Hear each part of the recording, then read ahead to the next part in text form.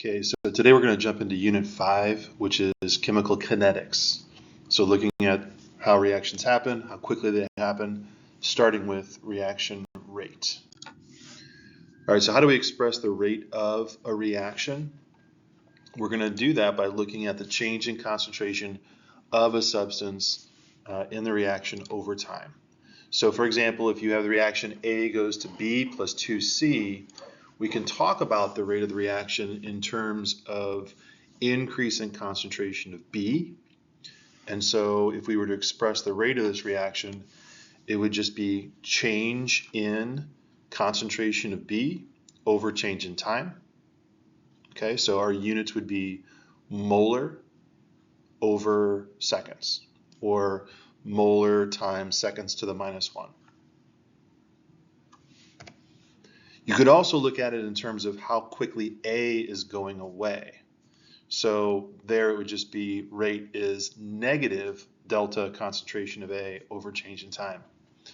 And if you think about it, of course, the negative is there because we don't typically express rate in as a negative. So since A is going down in concentration over any span of time as this reaction is happening, you would take the negative of that change so that your rate always stays positive. So if you look at this in a graph, we can see that A is represented by blue. It's starting very high, it's going low.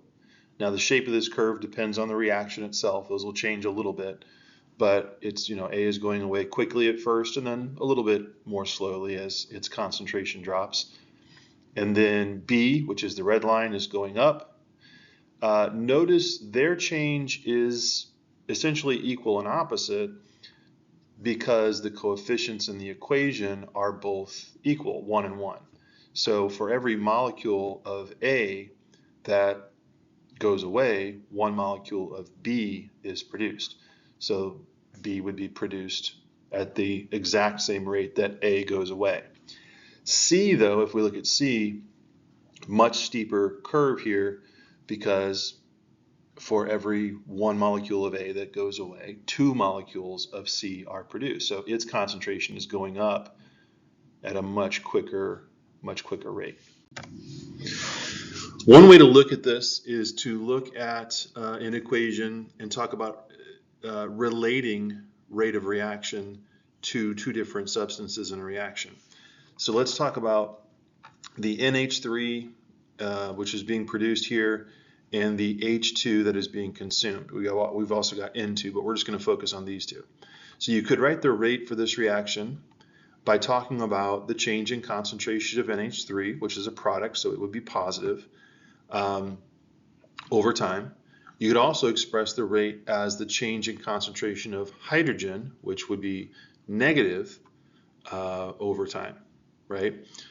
So the rate would still be positive. We'd be taking the negative of a negative change.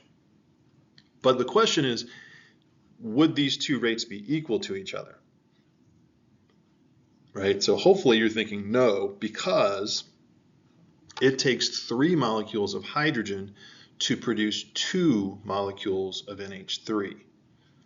So we can't really say that this rate equals this rate, even though we're talking about the same reaction. So to set them equal to each other, so that we can say that the change in concentration of NH3 over time equals the negative change in concentration of H2 over time, what would we have to do mathematically to those two fractions? And so here you can see I've just basically gotten rid of the word rate and set them equal to each other.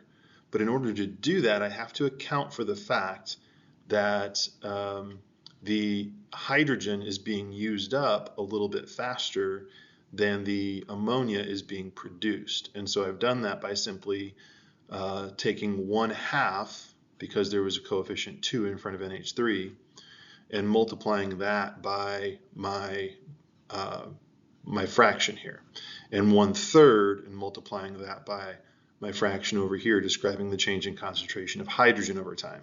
Because again, hydrogen is being used up about 3 hydrogens are being used up for every 2 NH3s that are being produced. Okay, so let's take a look at an example question here. This one's kind of long, so I had to shrink it down. So this is from AP Classroom. It says the oxidation of NO gas producing NO2 gas is represented by the equation shown above. The initial concentrations of NO and O2 are given in the table above. The changes in the concentration of NO gas as a function of time are shown in the following graph. So I'll show you that. Okay, so we're just looking at the NO, which is a reactant, and so it's going down, right? And so the question is, under the same conditions, one of the following graphs represents the changes in the concentration of oxygen over the same period of time. So our question is, which graph, graph 1 or graph 2, represents the changes in concentration of oxygen and why? So you want to look at your balanced equation, okay, and take a look at our choices. We have, is it graph 1 because the rate of oxygen consumption is half the rate at which NO is consumed. 2 molecules of NO react for each molecule of oxygen that reacts. Is it graph 1 because oxygen molecules are consumed at a slower rate at the beginning of the reaction when there are not as many molecules of NO2 produced? Is it graph 2 because there's a large excess of oxygen molecules and the concentration will not change drastically over time? Or is it graph 2 because the collision between 3 molecules to form a product has a low probability and the concentration of oxygen will remain relatively constant? Okay, so you want to look at your balanced equation. Focus on the balanced equation. All those extra words and in those choices are not super relevant in all cases, obviously. So take a look at the relationship between our NO, which is right here, and our O2. So they're both reactants, so they both should be going down, but what should be true about their rate? Okay, so hopefully you're saying that the oxygen is going to get consumed at half the rate, at exactly half the rate that the NO is being consumed. So you can pretty much eyeball these and tell this curve is not very realistic. It's barely going down at all. So it's probably between it's probably between choice A and choice B. Okay. And so the way I would look at this is you could just look at the rate here. This is going from about 0.0028 maybe down to at 100 seconds 0.0005.